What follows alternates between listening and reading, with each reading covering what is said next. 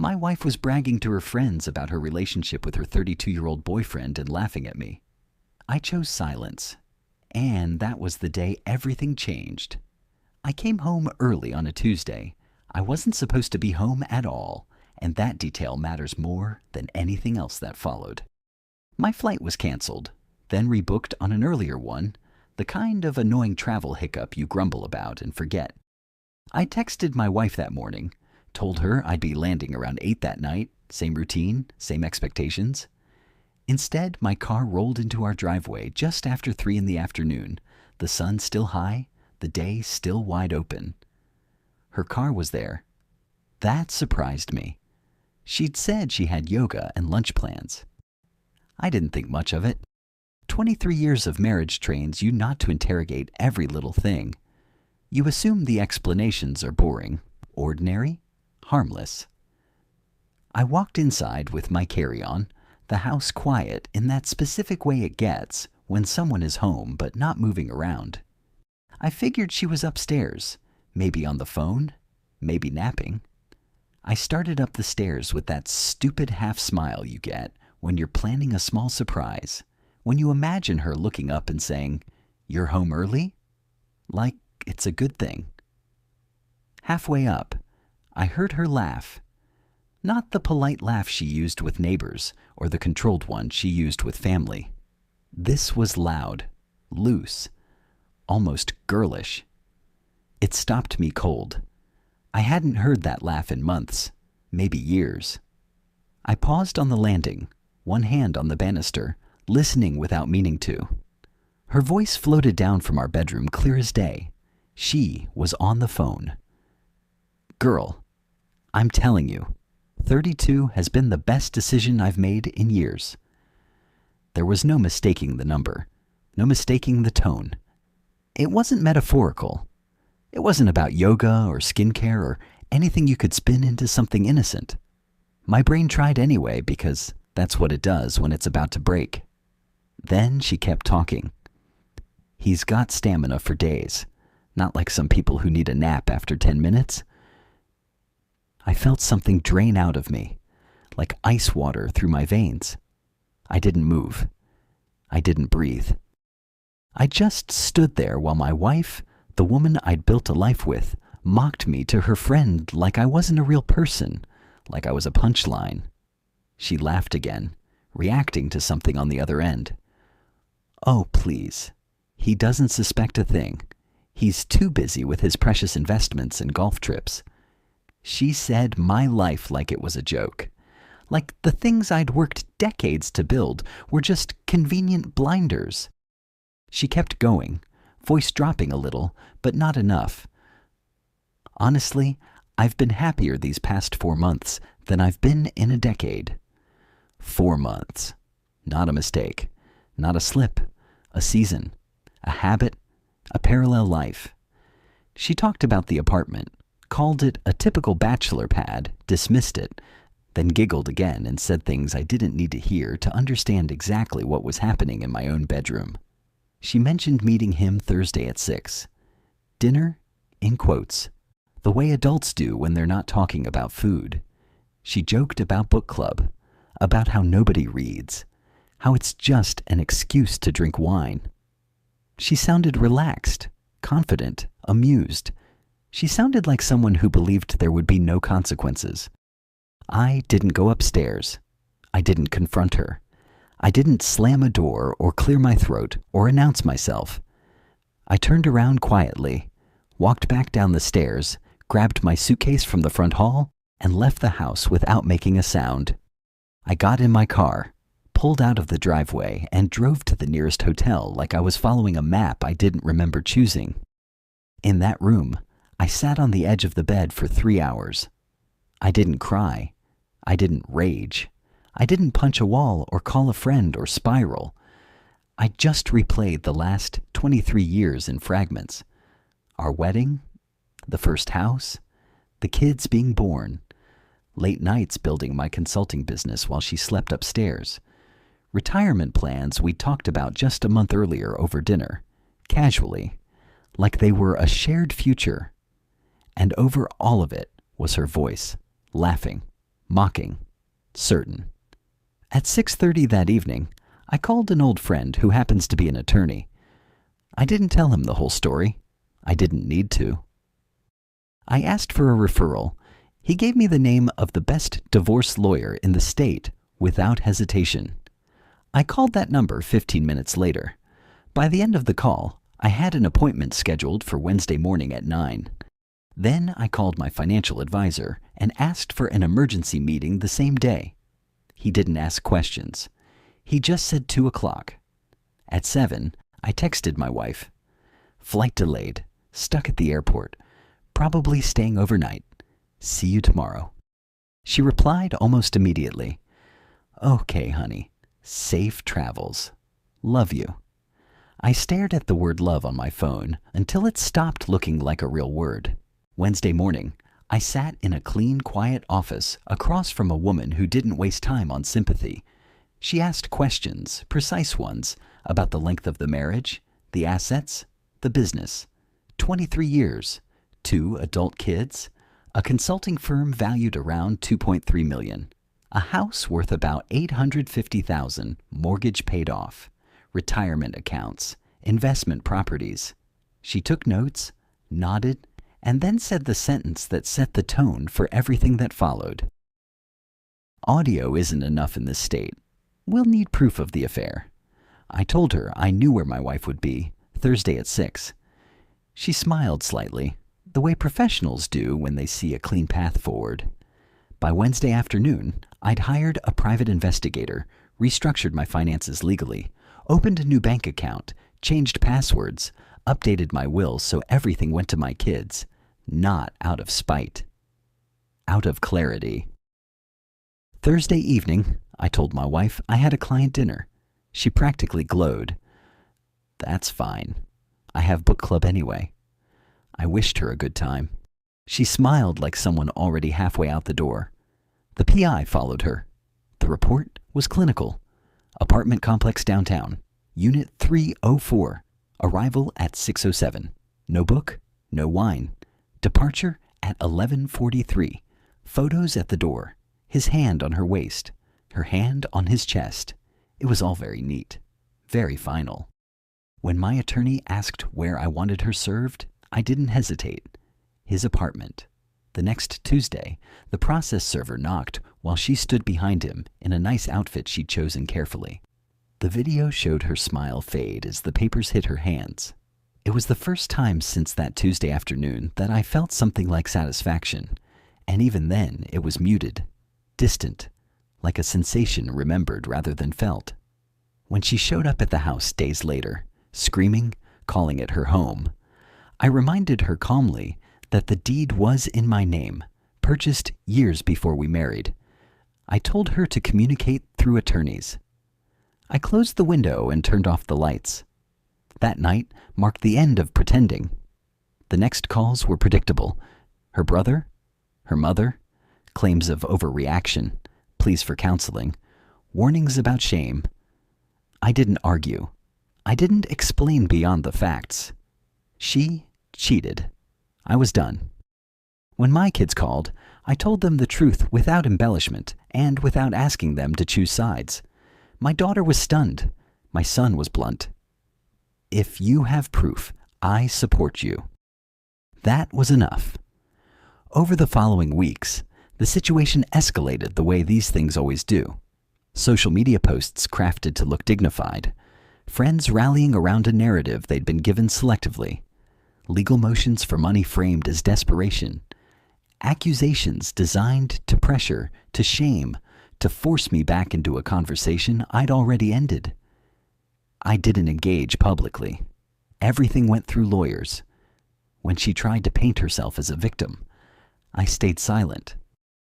When she tried to sabotage my business, I responded with documentation and patience. When she cried in a deposition and blamed emotional abandonment, my attorney asked her to answer simple questions about lies, mockery, timelines. She answered, "The truth has a way of flattening performance when it's written down and sworn to." By the time we stood in front of a judge weeks later, the story was no longer emotional. It was factual. Assets divided, Support calculated, consequences assigned. When it was over, I walked out of the courthouse lighter, not because I'd won something, but because I'd stopped carrying what wasn't mine to carry. 3 months later, I sold the house. Too many echoes. I bought a smaller condo downtown. Clean lines, no history. My business continued. My sleep improved. The rage burned off, leaving clarity behind. I wasn't eager to date. I wasn't interested in proving anything. I'd learned something simpler and harder. When someone shows you who they are in private, when they mock you behind your back and lie to your face, believe this him of the first time. I didn't destroy my marriage. I acknowledged its end. That's the difference. After the papers were signed and the judge's pen scratched its final line, there was a strange quiet that followed me everywhere. The kind that isn't peaceful yet, but isn't chaos anymore either. It was like standing in the middle of a house after a storm, furniture overturned, windows cracked, but no more thunder coming. I expected to feel triumph or grief or something sharp and cinematic. Instead, I felt empty in a way that wasn't scary, just unfamiliar.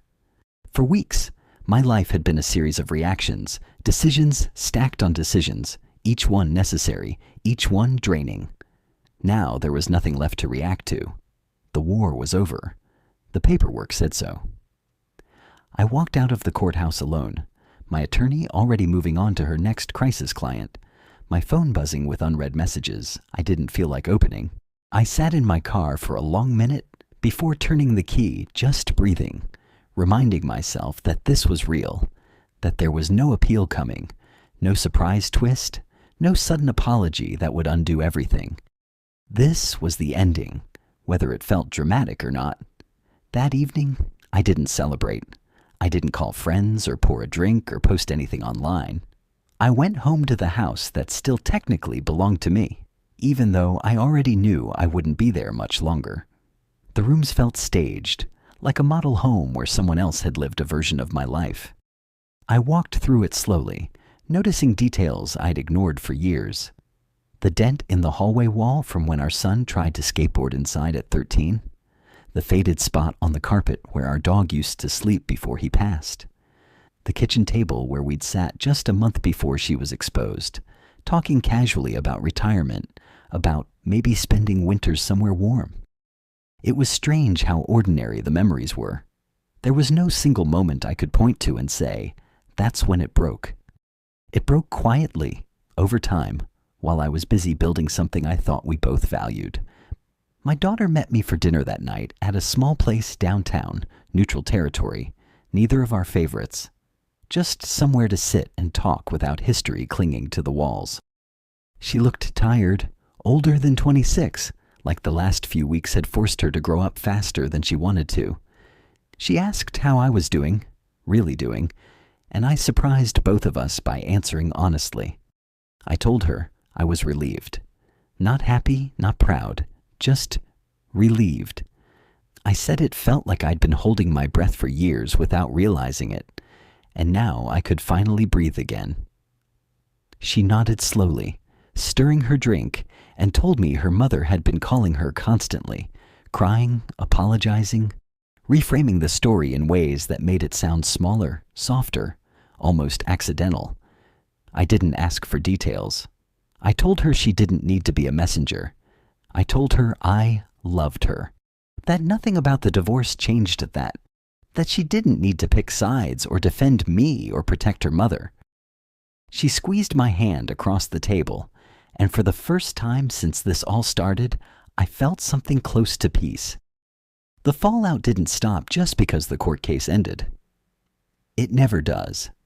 Narratives take on lives of their own once they're released into the world, and my ex-wife was determined to shape hers, through the kids, through mutual acquaintances, through social media posts carefully worded to imply victimhood without stating lies outright. She kept trying to recast herself as the one wronged by my decisiveness, my refusal to forgive, my so-called nuclear option. I heard about it the way you hear about distant weather indirectly, through other people, without feeling the rain yourself. It was oddly freeing not to care. For years, I'd worried about appearances, about being fair, about being reasonable, even when it cost me something. Now, fairness meant being honest with myself, not managing other people's comfort. A few weeks after the divorce finalized, I put the house on the market. My attorney had suggested waiting, but I knew I wouldn't heal there. Every room was a reminder, not just of the marriage, but of the version of myself who ignored his instincts to keep the peace. The offers came quickly. It was a good house in a good neighborhood, well maintained, full of the kind of potential buyers like to imagine themselves inheriting along with the walls. I accepted one that made sense and didn't look back. On moving day, I walked through one last time while the movers waited outside, just to be sure I hadn't forgotten anything. I hadn't. I left the keys on the counter and closed the door without ceremony. The condo downtown was smaller, cleaner, intentionally impersonal. Floor-to-ceiling windows, concrete floors, a view of the city that reminded me there was a world still moving forward, indifferent to my personal implosion. I furnished it simply.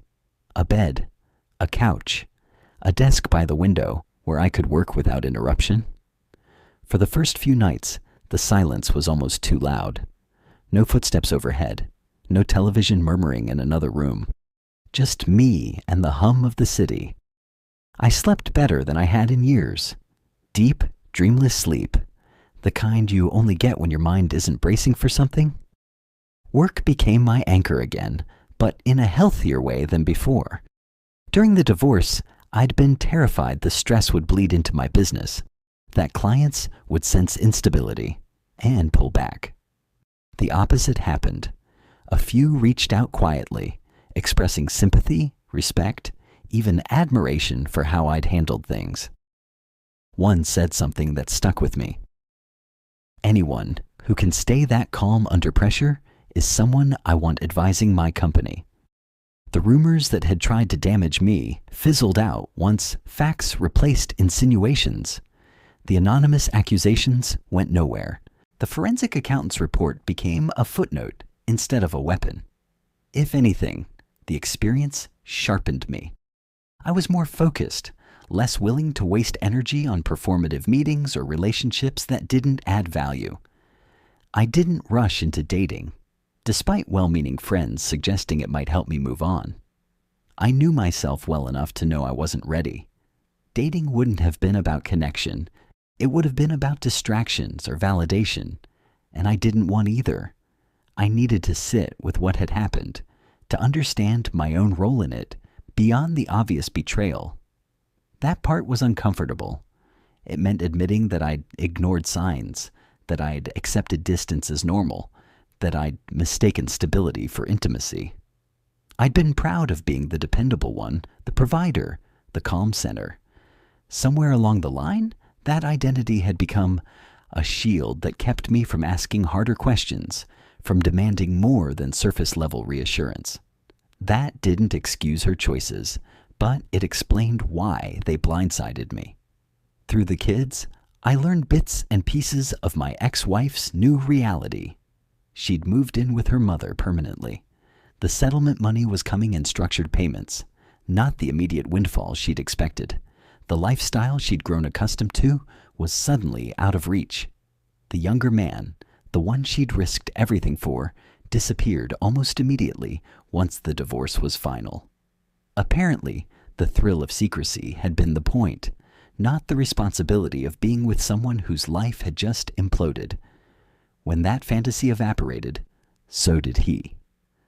I didn't feel satisfaction hearing that, just a distant sense of inevitability. Affairs thrive in the shadows. They don't survive daylight and consequences. Her brother called one last time, months later, his tone resigned rather than angry. He asked if I ever thought about reaching out, about offering some kind of closure or kindness now that everything was settled. I told him the truth. Closure isn't something you give someone else. It's something you decide for yourself. I'd decided. Kindness didn't mean reopening wounds, or pretending betrayal was something you could smooth over with time and distance. He didn't argue. He just sighed and said he hoped we both found peace. I did too, and meant it. One afternoon, long after the adrenaline of the divorce had faded, I found myself sitting in a coffee shop near my office, watching people move past the window. Couples arguing quietly, friends laughing too loudly. A man about my age walking alone, phone pressed to his ear, brow furrowed in concentration. I wondered how many of them were living parallel lives, how many were ignoring the same instincts I had for years because it was easier than confronting the possibility that something fundamental was wrong. I didn't feel superior or wiser, just more awake. The clarity that followed the divorce wasn't dramatic. It didn't announce itself. It showed up in small decisions, saying no without guilt, ending conversations that went nowhere, paying attention to how people made me feel rather than how long I'd known them, trusting that quiet sense of unease when something didn't add up, instead of arguing myself out of it. I stopped romanticizing endurance for its own sake. Loyalty, I realized, isn't about how much disrespect you can absorb. It's about mutual care, mutual honesty, mutual effort. Without those, longevity is just inertia. Months later, someone asked me at a dinner party if I regretted how quickly and decisively I'd acted once I found out. They framed it like a thought experiment, like maybe a slower, softer approach could have preserved something. I didn't hesitate. No.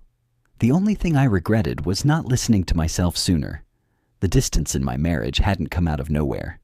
It had crept in gradually, disguised as routine, normalized by years of putting work and stability ahead of connection. When she laughed on that phone call, mocking me, she wasn't becoming someone new. She was revealing someone she'd already been, someone I'd chosen not to see, because seeing would have required change. I didn't destroy her life. I didn't humiliate her. I didn't take everything and leave her with nothing. The numbers didn't lie. She walked away with over $1 million in assets and support. She had choices. What she lost wasn't money or status. She lost the version of her life that depended on my silence and forgiveness. She lost the marriage because she treated it as optional, as something she could set aside when it bored her and pick up again when it suited her. I simply declined to play that role. Now, my days are quieter, simpler. I wake up without dread. I work. I exercise. I cook for myself. I see my kids when they're free. Some evenings, I sit by the window in my condo and watch the city lights come on, each one a separate story unfolding without my involvement. I don't know what the next chapter looks like yet. And for the first time in a long while, that uncertainty doesn't scare me. It feels earned. If there's one thing I've learned, it's this. Self-respect isn't loud. It doesn't announce itself or seek applause. Sometimes it looks like leaving quietly, hiring the right people, setting firm boundaries, and refusing to argue about what you know to be true. Sometimes it looks like letting someone face the consequences of their choices without cushioning the fall. That Tuesday afternoon, standing on the stairs, listening to my wife laugh about betraying me, something fundamental shifted. I didn't know exactly where it would lead, only that I couldn't unhear it, couldn't unknow it, couldn't pretend it didn't matter. Everything that followed was just me honoring that moment of clarity. The chapter is closed now. The story doesn't need embellishment or revenge or a dramatic twist at the end. It ends with honesty. With a man who chose himself when it mattered, not out of anger, but out of respect for his own life. Whatever comes next will be built on that foundation, and for the first time in years, that feels like enough.